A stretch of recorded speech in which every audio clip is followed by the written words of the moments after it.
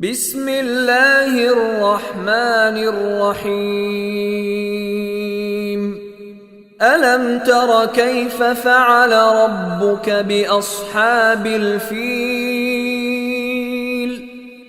ألم يجعل كيدهم في تضليل وأرسل عليهم طيرا أبابيل